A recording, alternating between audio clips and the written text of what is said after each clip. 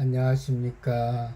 세상을 절대 못 바꾸는 15분 24번째 시즌의 8번째 강의 가이아의 자식들입니다.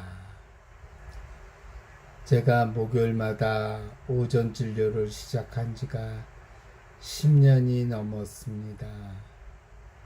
10년이 한참 넘었군요. 그 오전 진료만 하고 오후에 노는 이유가 어린 시절 아버지를 쫓아다니면서 배운 견지낚시를 하고 싶었기 때문입니다. 주말은 홍천강에 사람이 너무 많고 차도 많이 막히고 시간도 오래 걸려서 평일날 하고 싶었기 때문이죠. 평일인 목요일 오후가 그래서 너무나 기다려지곤 했습니다.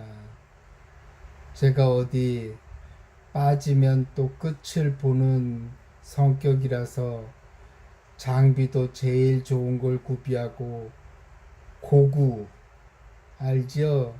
24절기에 고구인 4월 20일만 기다리곤 했습니다. 4월 20일이 지나야 고기가 홍천강까지 올라오기 때문이죠. 지금은 서울 양양 고속도로가 뚫려서 금방 설악면에 도착할 수 있었지만 그 당시에는 고속도로가 없어서 경춘국도를 타고 오래 길을 가야 했습니다. 하지만 자신이 하고 싶은 일은 아무리 멀어도 가까운 법이에요. 아마 어린 시절 아버님과의 추억이 담겨 있어서 더욱 견지낚시가 좋았던 모양입니다. 아버님이 견지낚시를 해서 피라미를 한가득 잡아오면 그걸 튀겨 먹었던 기억이 선명하게 남아있으니 말입니다. 견지낚시 채비는 정말 간단하고 싸요. 제일 좋은 게 몇만 원이면 돼요. 실패처럼 생긴 낚싯대에 실을 감고 유속에 따라 물 속도에 따라서 납의 크기를 적당히 뜯어서 붙입니다. 그래야지 이제 낚싯바늘이 물속에 들어갈 수 있으니까요. 유속이 느리면은 납을 조금만 붙이고 유속이 너무 빠르다 싶으면 납을 좀 무거운 걸 붙이죠.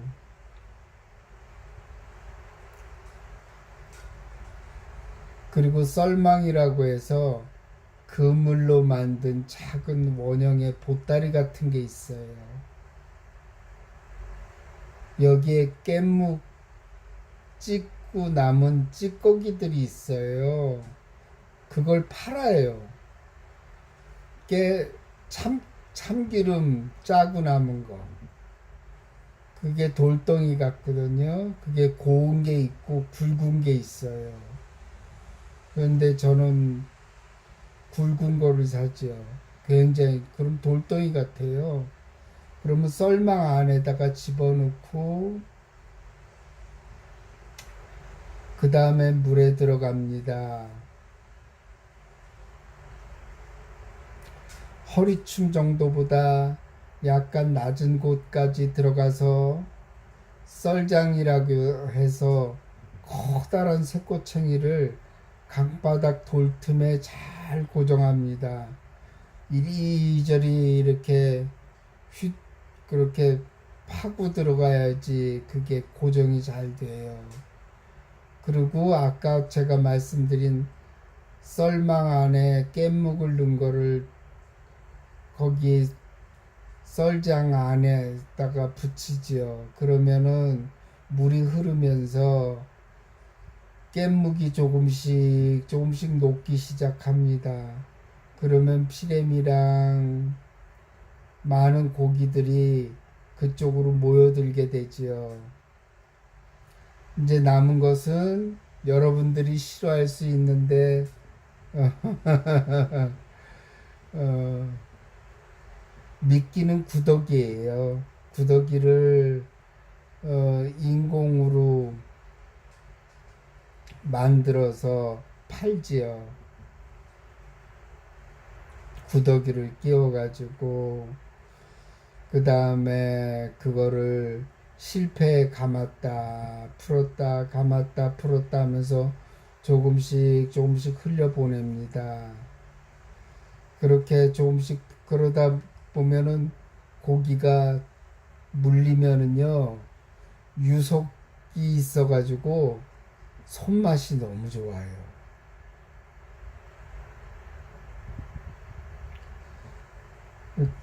커다란 고기를 잡기를 원하는 사람들은 싱거울 수 있어요. 피레미, 꺽지, 누치 이런 것들만 잡히거든요. 이 견지낚시가 좋은 이유는 4월 20일 고구가 되면은 물이 차가워서 바지 장화를 입어야 돼요. 하지만 6월부터는 덥잖아요. 6월 한여름에 물속에 들어갈 때는 반바지만 입고 들어가면 돼요. 그러면 얼마나 시원한지 몰라요. 그렇게 해서 한여름 내내 할 수 있는 게 견지낚시입니다. 견지낚시는 물에 들어가서 하는 낚시예요.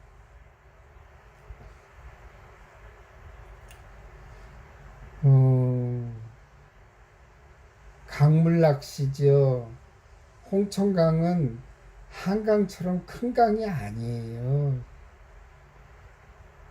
한강에 비하면 내가에 불과하죠.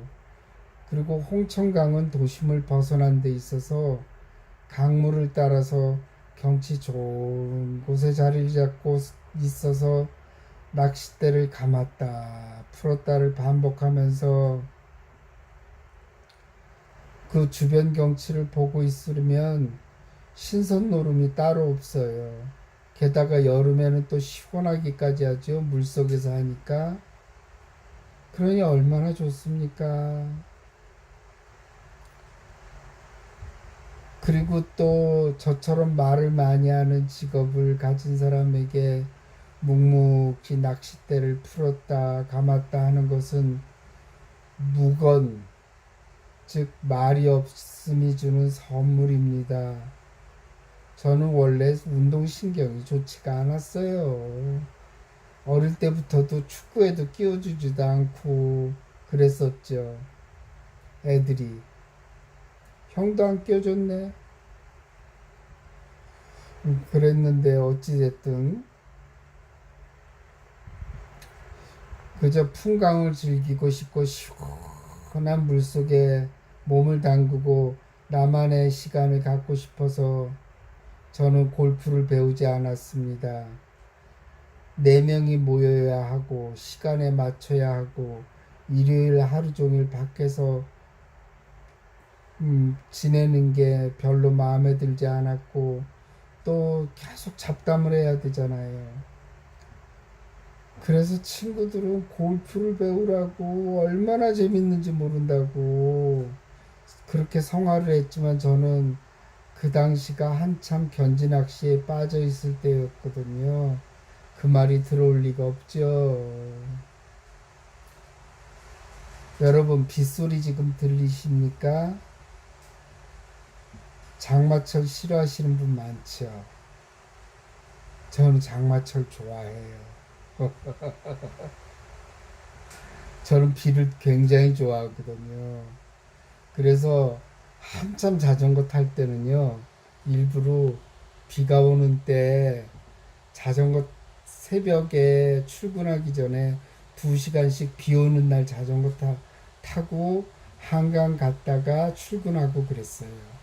저는 비를 굉장히 좋아하고 빗소리 듣는 걸 좋아합니다. 지금 비가 내리고 있어서 제가 강의를 하는데 기분이 더 좋아졌어요. 빗소리 때문에. 그래서 저는 장마철을 좋아합니다. 꿉꿉하고 싫어하는 분들도 있지만 다 사람들마다 각자 취향이죠, 뭐. 그렇다고 견지 낚시가 작은 고기만 나오는 것은 아닙니다. 가을이 되면 아름다운 단풍과 함께 팔뚝보다 더 큰 누치가 잡혀 올라옵니다. 그래서 7잔이 8잔이 하면서 견지 낚시꾼들이 자랑을 하곤 합니다. 7잔은 70cm, 8잔은 80cm 되는 누치예요. 저는 그건 잡아본 적이 없고 한 50에서 60cm 정도는 잡아본 적이 있어요. 견지 낚시에도 그걸 잡아 올리면 친구들이 놀라곤 하죠. 야, 피레미만 잡히는 줄 알았더니 이렇게 큰 고기도 잡히는구나 하면서 말입니다. 누치는 되게 순한 고기예요. 그런데 맛은 없대요. 저는 민물고기는 안 먹습니다. 그냥 잡기만 할 뿐이죠. 그렇게 큰 누치가 낚싯바늘을 물면 낚싯대가 휘청합니다. 그리고 줄이 한없이 풀려나가고 낚싯대를 그때 놓치는 낚시꾼들도 있을 정도로 힘이 세지요. 그렇게 10여 년을 매주 낚시에 빠져들었고 10월 11일까지가 낚시의 시즌 오프예요. 그리고 다음에 4월 20일 고구가 될 때까지 너무 우울했어요. 나 한참 견지 낚시에 빠졌을 때는 그 시간이 빨리 가기를, 겨울이 빨리 지나기를 기다리곤 했습니다. 근데 제가 독특하긴 독특한 모양이에요. 제가 그동안 했던 취미 생활을 친구들을 데리고 가보잖아요. 아무도 같이 하자는 친구들이 없어요. 어떤 취미도. 산악자전거 빼고는요. 그, 견지 낚시도 친구랑 같이 가고 싶어서 몇 번 데려가 보면 한두 번 따라오고 말곤 합니다. 그리고 표정 보면 알잖아요. 그리고 그렇게 재밌어 하지 않더라고요. 그래서 항상 혼자 견지 낚시를 다녀오곤 했습니다. 그러면서 우리 아버님이 낚시를 많이 다니셨거든요. 대낚시가 아니라 우리 아버님은 투망 아니면 견지 낚시 두 가지만 하셨어요. 민물고기, 바닷고기는 안 하시고. 그러면 아버님은 새벽같이 일어나서 딱 김치에다가 옛날에는 먹을 것도 없었어요. 뭐 다른 반찬도 없었고 김치에다가 도시락에 밥 싸가지고 그 당시에는 차가 귀할 때니까 기차 타고 낚시를 하러 다니시곤 했습니다. 그러면서 제가 아버님은 제 차를 타고 모시러 갈 때쯤이니까 그때는 아버님이 쇠약해지셨어요. 그래서 한 번도 아버님을 모시고 낚시를 가본 적이 없습니다. 그게 안타까워요. 왜냐면 제가 막내 아들이잖아요. 늦게 낳은 아들이라서 제가 이제 자리도 잡고 낚시도 하러 다닐 때쯤 되니까 아버님이 너무 연로하셨더라고요. 그냥 한번 아버님 낚시 가시죠 해가지고 그러면 아버님은 앉아 계시고 제가 견지 낚시하는 걸 본 적이 있습니다. 제가 군의관 때였어요. 철원에 있을 때. 그렇게 표현이 없는 분이 아들 보러 그 철원까지 왔다는 게 지금도 신기해요. 아유, 참, 세월이 참 빠르네요. 우리 아버님이 그렇게 자식들한테 표현도 잘 안 하고 감정도 잘 안 드러내고 그러셨던 분이 막내 아들은 보고 싶었던 모양이에요. 그래서 제가 군의관 때 철원에 오셨던 기억이 납니다. 물론 이제 견지낚시 처음 시작할 때는 시행착오도 많이 겪었습니다. 4월이면 고기가 나온다는 말을 듣고 바지장화도 가지고 가지 않고 그 4월 물이 얼마나 차요. 찬물에 들어가서 견지낚시를 한 거예요. 그러니 얼마나 추웠어요. 그러면은 몸을 또 따뜻하게 하러 바깥으로 나갔다가 들어갔다가 여러 번 했죠. 그러니까 몸은 오들오들 떨고 그때 어르신 두 분이 견지낚시 하러 오셨는데 바지장화 입고 오셨더라고요. 그래서 아, 이맘때는 바지장화를 입는구나. 그래서 알게 됐죠. 그분들이 타준 커피 맛이 아직도 기억이 납니다. 음. 그리고 또 그 당시에는 전륜구동차를 타고 다녔거든요. 그래서 강가에 모래에 들어가면 안 되는 걸 모르고 들어갔어요. 아, 그랬더니 모래에 빠진 거예요, 바퀴가. 사륜구동이어야지 그게 빠지질 않는데. 그래서 또 낚시터를 돌아다니면서 사륜차 가져오신 분들 찾아서 그거를 갖다가 또 농가에 가가지고 밧줄을 구해다가 어 간신히 견인했던 기억이 납니다. 그래서 제가 그 당시에는 개업초래서 돈도 없고 내가 사륜차를 꼭 사리라.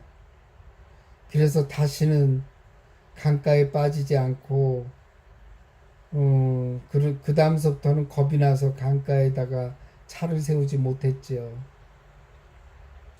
나중에는 사게 됐습니다. 그러면 잡은 고기는 어떻게 했을까요? 방생을 하거나 민물고기 좋아하는 친구가 있었어요. 매운탕, 민물 매운탕.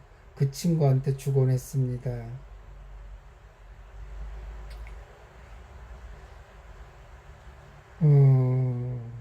지금은 1년에 두세 번 정도 갑니다. 이제 견지낚시에 대한 게 많이 식기도 했죠. 그 다음에 한 게 산악자전거죠. 산악자전거도 한 10년 했죠. 청계산, 아차산, 수색산, 그걸 누비곤 했는데, 그건 나중에 기회가 되면 말씀드리겠습니다.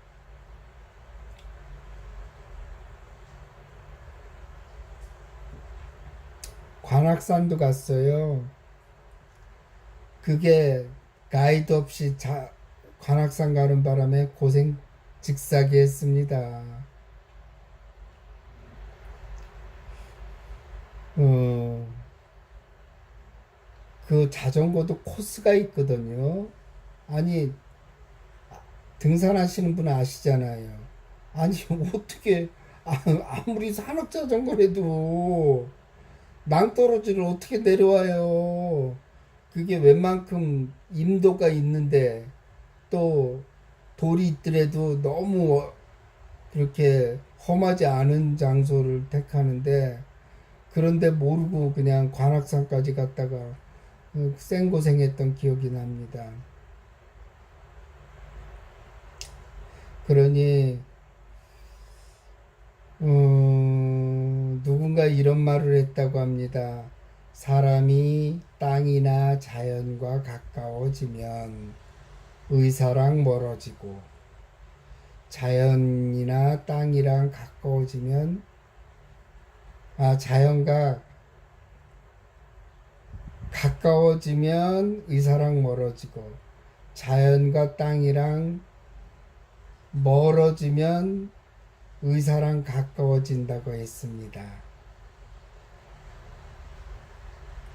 제 말 맞죠? 그러니 많은 분들이 시간이 날 때마다 동네 야산에 올라가시거나 본격적인 등산을 하는 것도 좋겠죠. 아니면 공원이라도 산책을 한다면 여유 있게 자신만의 시간을 가질 수 있으니 바쁜 현대 생활에서 휴식을 취할 수 있을 것입니다.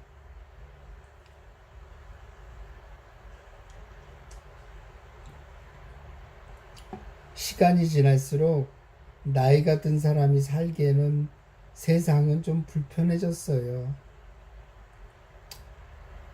아유, 저도 개업을 하고 뭐 모든 게 다 변했죠. 이메일로 변하고 옛날엔 공문으로 왔는데 지금은 이메일로 오고 엑셀 파일에 저장해서 또 공문서를 보내야 되고 또 웬 공문서는 왜 그렇게 많은지 그것도 또 다 보내야 되고 그래서 제가 아유 웬만큼 나이가 들어서 은퇴해야지 나이가 많아서는 따라잡기 곤란하겠다 그런 생각했습니다. 어찌됐든 간에 자신만의 시간을 가지시고 바쁜 현대 생활에서 휴식을 취할 수 있기 바랍니다. 그리고 아까도 말씀드렸지만 이게 아파트를 옮겨 보니까 이건 또 현관에 비번이 또 하나 더 있네요. 거기는 경비 아저씨가 있었는데 그러니까 참 이게 좀 비인간적인 느낌이 든다 하는 생각이 들기도 합니다. 그렇다고 제가 살가워서 경비 아저씨랑 아주 친했던 것처럼 얘기 안 해요. 그렇지는 않아요. 그렇지만 그 사람이 있는 것과 없는 것은 차이가 나더라고요. 나이가 들다 보니까 또 어린 시절 생각도 나기도 합니다. 많이 납니다. 어머니가 저녁밥을 먹으러 오라고 저를 찾아올 때까지 학교에서 돌아오면 책가방 던져두고 친구들이랑 실컷 놀았던 기억이 납니다. 밖에서. 그것도 모자라서 저녁밥 먹고 또 만나요. 만나서 다방구도 하고 술래잡기도 하다가 넘어져서 이마를 깨는 바람에 아직도 이마에 그 흉터가 남아 있어요. 그러니까 그 당시 아이들은 잘 먹지는 못해도 건강하고 활기차게 지냈던 기억이 납니다.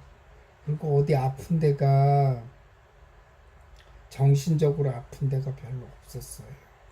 요즘 제가 그 나이 어린 친구들이 많이 온다고 제가 말씀드렸잖아요. 그 당시에는 안경을 낀 친구도 거의 없었죠. 그래서 안경을 낀 친구가 부러웠어요. 어떻게 쟤는 저렇게 안경을 끼고 다니까 멋있어 보인다 그랬던 기억이 납니다. 근데 제 눈이 나빠지고 말았어. 안경을 결국은 쓰게 됐죠.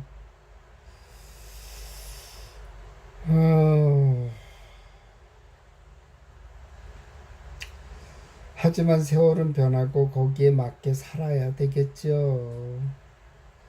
하지만 인간이 지구의 일부라는 사실은 엄연합니다. 그리고 자연의 일부라는 사실도 맞는 말이고요.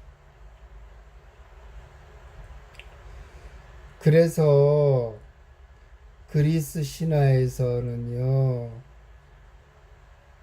대지의 신 혹은 대지 그 자체 또 만물과 창조의 여신으로 불려지는 게 가이아 여신입니다.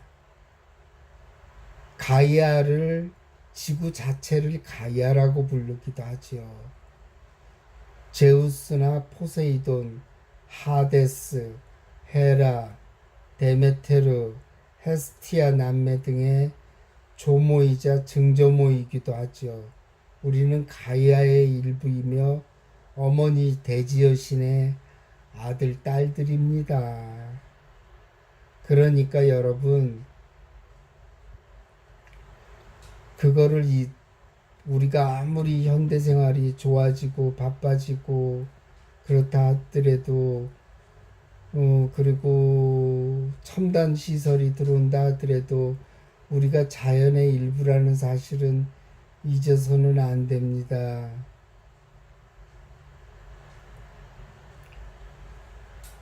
어,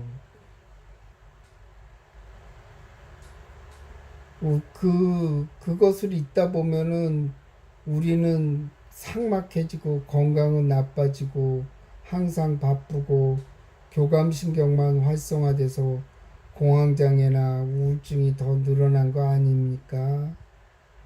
그런 반작용으로 캠핑족들이 늘어나는 것 같아요. 좋은 현상이라고 저는 생각합니다. 시골에 집을 장만해서 후회하는 사람들이 많이 있어요. 한동안 유행이 은퇴해서 돈 다 모아서 그 돈 다 투자해서 한 300평이면 될 텐데 욕심부려서 1000평짜리 이제 대지를 사고 거기다가 그림 같은 집을 지었는데 시골 생활이 만만치 않아요. 주민과 다툼도 있기도 하고 주민과 잘 어울리지도 못하기도 하고 또 농사에 소질이 없는 분이나 농사가 재미없는 분들은 팔고 나가고 싶어 하는데 사려는 사람이 없는 거예요. 그래서 평생 모은 돈을 투자한 돈이 다 묶여버린 거지요. 근데 캠핑족들은 자신이 원하는 곳이면 어디든지 갈 수 있잖아요. 붙박이가 아니고 간편하게 집을 장만하고 그리고 또 불멍도 때리고 자연과 함께 피톤치드도 실컷 마시면서 잠도 잘 수 있으니 얼마나 좋은 일입니까? 그래서 요즘 젊은이들은 참 현명하다는 생각이 듭니다.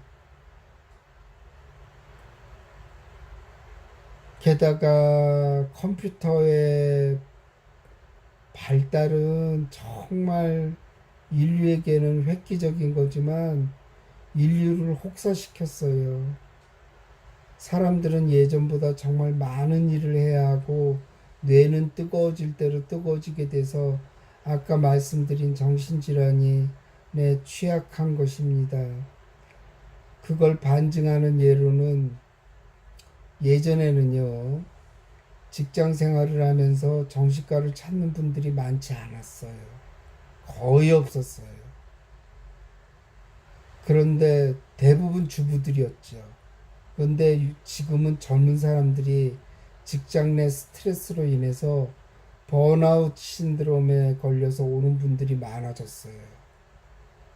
예전에는 병가를 위해서 진단서를 1년에 한 장이나 두 장 끊을까 말까 했을 정도인데 지금은 한 달에 몇 장 끊을 정도로 그 정도로 병가나 휴가를 내는 분들이 많아졌습니다.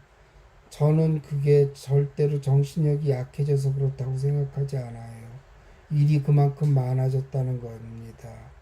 그리고 현대 생활이 복잡해졌기 때문에 지쳐버린 거예요. 생활을 편리하게 하기 위해 만든 것이 도리어 우리 몸의 건강에 해가 되는 모순이 발생한 것이죠.